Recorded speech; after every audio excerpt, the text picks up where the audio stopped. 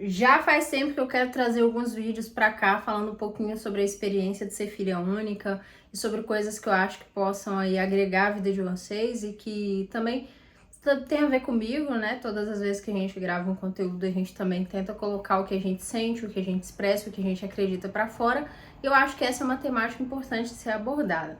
Enfim, estou de férias, me programei várias aqui para fazer vários vídeos, acabei não conseguindo fazer nenhum dos que eu tinha programado, papo para outro vídeo, procrastinação e etc. Porém, eu assisti Ilhados com a Sogra. E assistindo Ilhados com a Sogra, me veio ainda mais essa coisa do ser filho único e de todas as suas implicações na nossa vida. Ilhados com a Sogra, para você que não conhece, é um reality show que está passando na Netflix, apresentado pela Fernandinha Souza, maravilhosa, simpática, absurdo. E esse reality show, ele tem como objetivo um prêmio final, creio que de 500 mil, acho que 500 mil. E nele são colocados alguns casais com as suas respectivas sogras. Então vai lá o casal junto com uma das sogras, né? E aí vai um genro ou uma nora. Qual que é a ideia geral do reality show? É que o genro ou nora conviva com a sogra. Naquele momento ali, eles têm geralmente uma relação não muito amistosa, mas eles têm que conviver, lidar com os conflitos pessoais deles. E aí, nesse processo todo, eles têm alguns desafios, assim, algumas provas. E na maioria dessas provas, eles têm que trabalhar em conjunto, precisam ouvir uns aos outros, enfim, o que vai dando ali um contorno bem legal pro reality, né? Carros passando, um contorno bem dinâmico, assim, porque é uma competição de certa forma, né? E pela competição a gente acaba querendo se dar bem com o sogro, com a sogra, né? No caso ali com a sogra.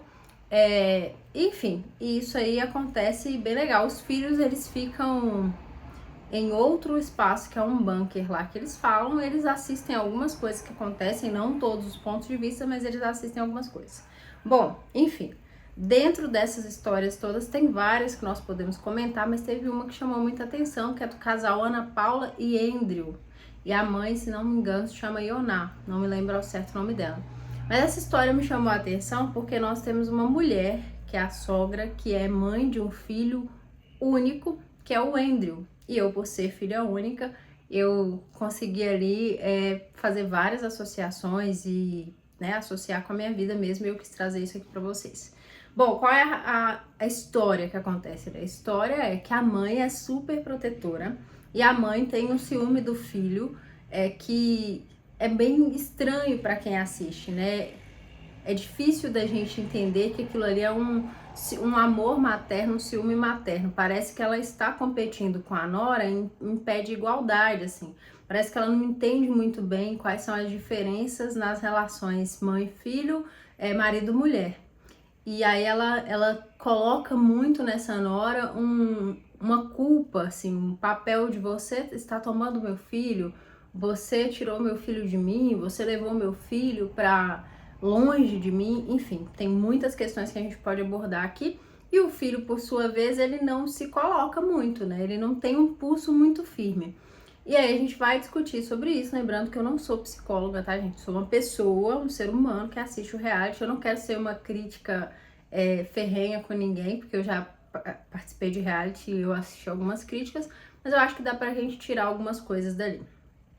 Eu sou filha única, eu fui criada por uma mãe solo, né? Então, assim, eu vivi um pouco desse universo de ter uma pessoa só, uma mãe ali querendo dar tudo que ela podia pra mim, que era filha, enfim. Então eu tenho uma vivência em ser filha única. E eu acho que isso também diz muito a respeito das minhas opiniões aqui. O que acontece ali é que o Andrew, ele tem uma mulher que tem características muito parecidas com as características da mãe dele. E aqui nesse vídeo, inicialmente, né, a minha ideia para esse vídeo, apesar dele não estar roteirizado, mas quando eu pensei no que eu diria, eu pensei muito em trazer para vocês um olhar de que para essa mãe. O que eu diria para essa mãe desse filho único que tem uma relação de apego como a Ioná, acho que é Ioná, espero que seja, tem com o filho dela. E aí eu queria trazer um pouquinho à luz o que essa mulher fala.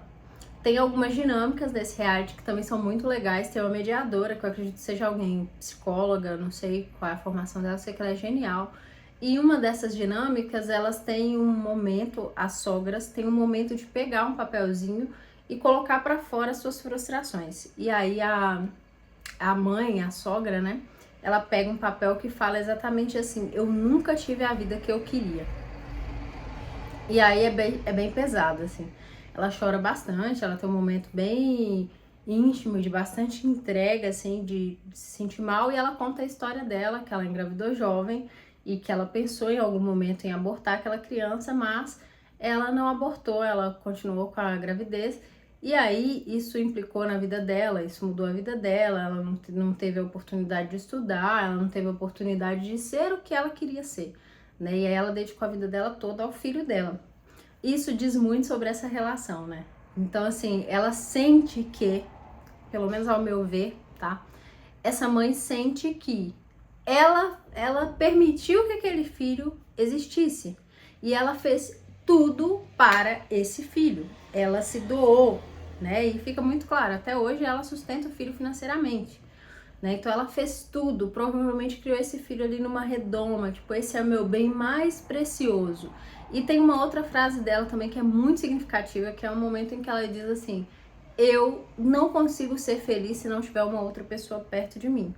E agora que eu não tenho meu filho, logo ela fica tipo, não tenho meu filho, eu não sou feliz. E, gente, isso é muito problemático, vocês mamães, né? Isso é muito problemático porque mostra muito como algumas mães, algumas mulheres veem os seus filhos como uma propriedade delas mesmas, como uma extensão delas mesmas, e elas enxergam todo o amor, todo aquele cuidado e aquela doação que elas tiveram enquanto mães como sendo um fiz demais, assim, eu acho que não tem nenhum termo específico, é como se fosse uma moeda de troca, assim, olha, eu fiz tudo por você, agora você precisa estar comigo, fazer tudo por mim. E elas não compreendem que os seres humanos, os filhos, os seus respectivos filhos, eles são indivíduos. E como indivíduos que são, eles têm que buscar a sua própria jornada, né? Sou filho, continuarei sendo filho para o resto da minha vida, mas vou buscar a minha jornada enquanto ser humano. Eu vou buscar uma jornada enquanto marido, enquanto esposa, enfim, enquanto profissional, enquanto ser humano no mundo. Vou lidar as minhas lidas, vou lutar as minhas lutas, né? Então, carros passando.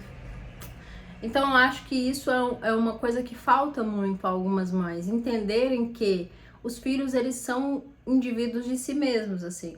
E até num lugar de superproteção absurdo dessa mãe, ela cria pessoas, muitas vezes, ali, mais fracas. E aí, quando eu vi alguns comentários muito escrachados, assim, esse filho é fraco. Teve um comentário que eu vi assim: mãe abusiva, filho fraco. E eu achei pesado, mas se você for analisar esse comentário de uma forma mais minuciosa, eu não diria mãe abusiva, eu diria mãe superprotetora criam filhos fracos. Porque se você cria uma pessoa onde todas as necessidades dela são atendidas, onde tudo que ela quer, ela consegue, onde ela está envolta ao seu amor, ela não vive a vida, ela está sempre com você, você está sempre por ela, quando ela for enfrentar o mundo, que não é assim de forma alguma. E aí é onde entram as minhas experiências, né? Eu fui um pouco criada assim, apesar de que eu sempre enfrentei muita coisa, porque eu queria estudar, eu queria fazer as coisas, mas eu sempre estive muito perto da minha mãe. Então, quando você sai e vai lidar no seu primeiro momento de competição, por exemplo, no mercado corporativo, com outras pessoas, isso te choca e te impacta muito. Então, esse amor de mãe, essa super proteção materna, ela acaba, a de mãe, de pai, né? Aqui eu tô falando mais de mãe porque é a situação que nós estamos analisando. Ela acaba por fazer com que você não consiga lidar tão bem com as frustrações da vida, não consiga bater de frente com as situações que você vai precisar bater de frente. Isso é problemático. Então, acho que cabe a vocês, mamães, né, que amam seus filhos, entender que eles não são nenhuma extensão de vocês. Um filho não é uma extensão do que eu sou. Se eu não conseguir ser médica, né? Sei lá, qualquer coisa, médica, cantora, e o meu filho ele nasce com alguma aptidão para tal, eu não tenho que exigir que ele seja aquilo que eu gostaria de ter sido, porque ele é um outro indivíduo. Então eu tenho que deixar esse ser humano livre. É óbvio que deixá-lo livre não significa não educar, não orientar, não auxiliar, não ser aquele acolhimento que ele precisa, principalmente quando o mundo vira as costas para ele. Nós sabemos que em algumas situações o mundo literalmente vira as costas para nós, né? Pessoas LGBT, enfim. Então nós temos que entender um pouquinho melhor sobre isso, no sentido de eu protejo, eu dou amor, eu sou mãe, eu sou pai, mas a vida dele é a dele, a minha vida é a minha. E num lugar muito de talvez pensar mais na sua própria vida.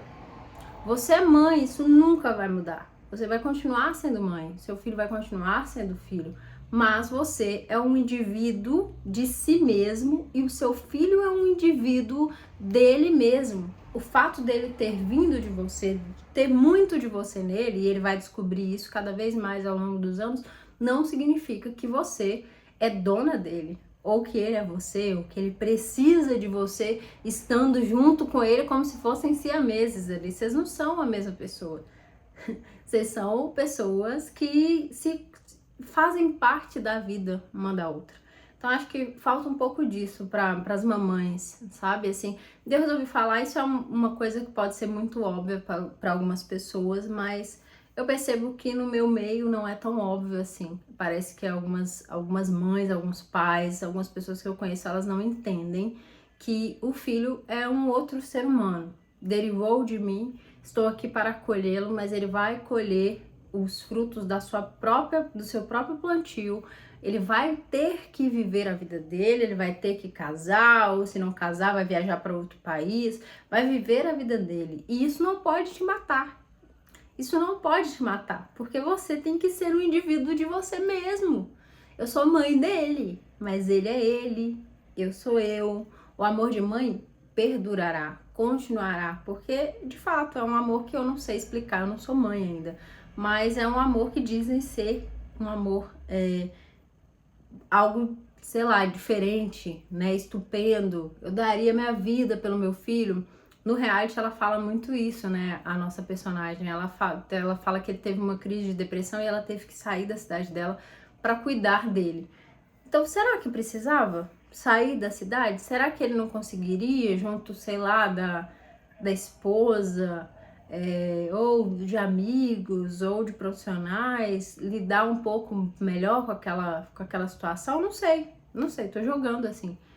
Mas será que precisava, né? E não sei, eu acho que talvez a gente precise repensar um pouco isso, essa forma de lidar com os filhos, mamães.